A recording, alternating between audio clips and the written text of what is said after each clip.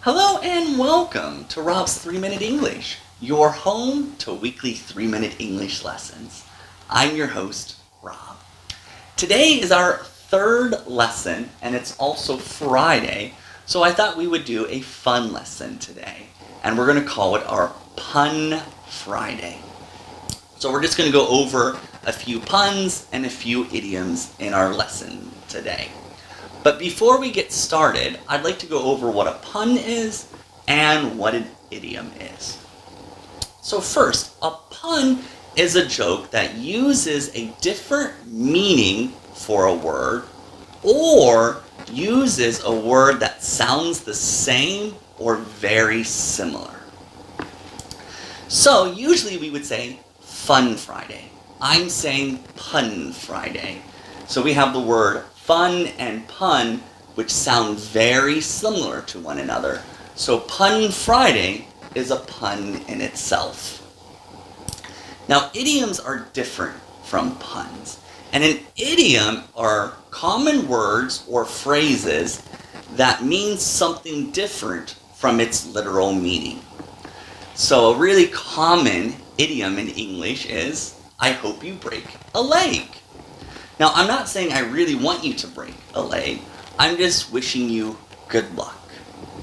So if you were going to take the TOEFL this weekend, I can say, I hope you break your leg when you take the TOEFL.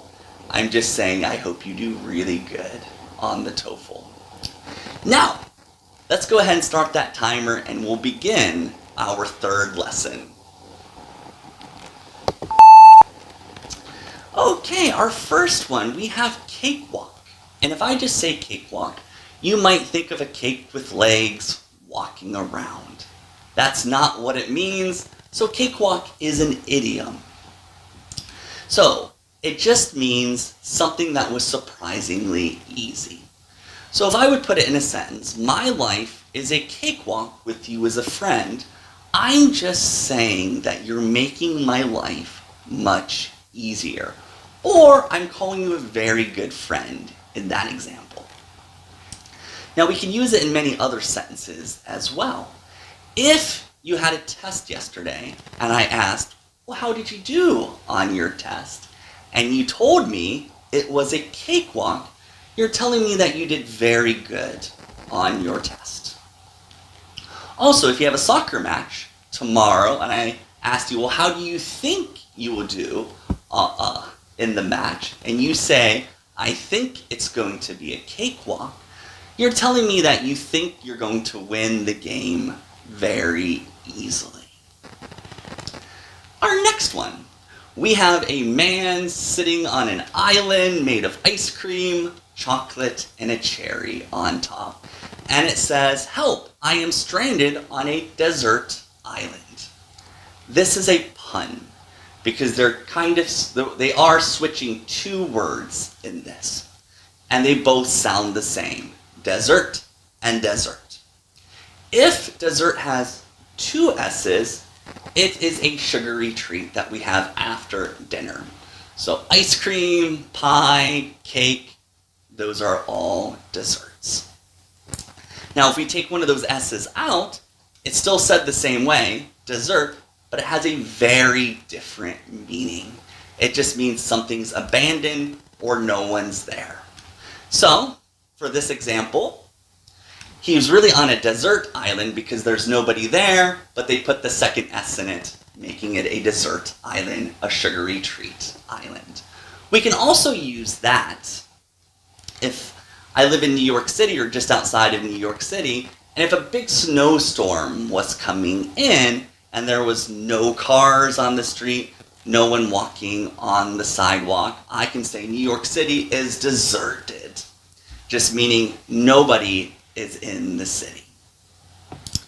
Now our third one, we have sugar daddy. And if I said sugar daddy, I'm not really sure what you would think of. Maybe you think of a box of sugar being a man and a little baby sugar cube next to it. But that's not what it means. So sugar daddy is an idiom. And right there's our 3 minutes, so let me go ahead and finish this example. So that's not what it means, having a male box of sugar and a little baby sugar cube. Sugar daddy is just an older, wealthy man who buys very nice gifts for a much younger woman.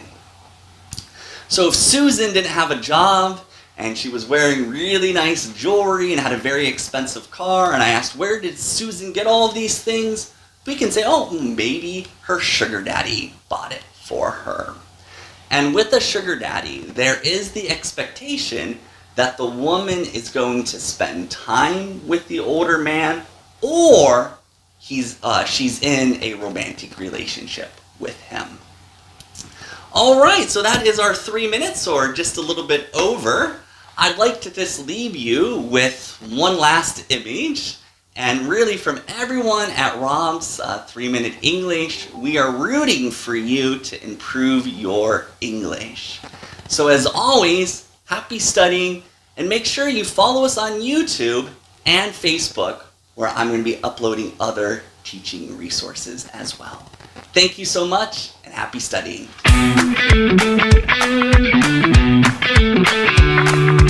Hello everyone, it's Rob again. If you enjoyed this video, please subscribe to our YouTube channel and follow us on Facebook, where I will be uploading the slides from each of the videos as well as other studying resources.